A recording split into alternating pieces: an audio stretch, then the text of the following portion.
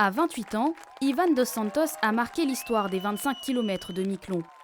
En 2012, il participe pour la première fois et se classe en 36e position. 11 ans plus tard, c'est en fauteuil qu'il s'essaie à cette course qu'il remporte en 1h 35 minutes et 38 secondes. Pour sa mère, c'est une belle revanche sur la vie. Même d'en parler encore, j'ai encore les frissons là. Et la gorge un peu serrée. Très fier bien sûr, en plus le premier Miquelonais qui gagne les 25 km. Ça n'a jamais été gagné par un Miquelonais. Mon fils quoi, en chaise. Enfin c'est fou. Qui aurait cru 8 ans en arrière qu'il aurait été là aujourd'hui quoi. En 2014, la vie de l'ébéniste bascule. Victime d'un grave accident, il devient paraplégique et perd l'usage de ses jambes. Arrivé le 20 juin dernier dans l'archipel, il n'avait pas foulé le sol de son île natale depuis 6 ans. Beaucoup de changements épanouis. Comme je dis, il fait tout seul, quoi. Il n'a plus besoin. Il a la niaque, enfin, il décide de faire quelque chose, il le fait. Quoi. Je vous dis, la semaine dernière, on est allé se balader au chemin des bœufs. Hein. Je ne sais pas si vous connaissez, mais il a voulu y aller et on est y allé. Quoi. Et il ne s'arrête pas. Il est tombé 3 fois, mais c'est pas grave. Il s'est remis, il s'est réinstallé, puis hop, en route. Et vraiment, il va jusqu'au bout des choses. S'il décide de faire quelque chose, il va y aller.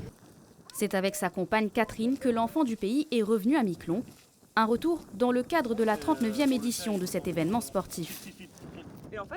Lancer cette année, j'y pensais déjà depuis quelques années en arrière de refaire les 25 là, en fauteuil. Et là, c'était l'opportunité, c'est faite là, donc j'ai pris l'opportunité, je suis venu les faire. Et en 2012, ouais, j'y pensais, oui, refaire les 25 après ma participation en 2012, mais pas forcément dans un fauteuil roulant. Je pensais les refaire, mais pas en fauteuil roulant. Dans ma philosophie, je pense que le sport est important, histoire même malgré le handicap, ça permet de s'évader aussi psychologiquement.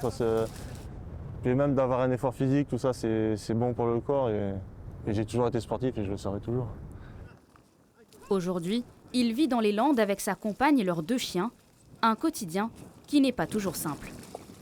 Ivan, c'est un battant, franchement, par rapport à son handicap. Je ne suis pas sûre que moi, je serais une battante à ce point à voilà, vivre même dans son quotidien. Quelque part, il y a toujours des rendez-vous médicaux, des suivis.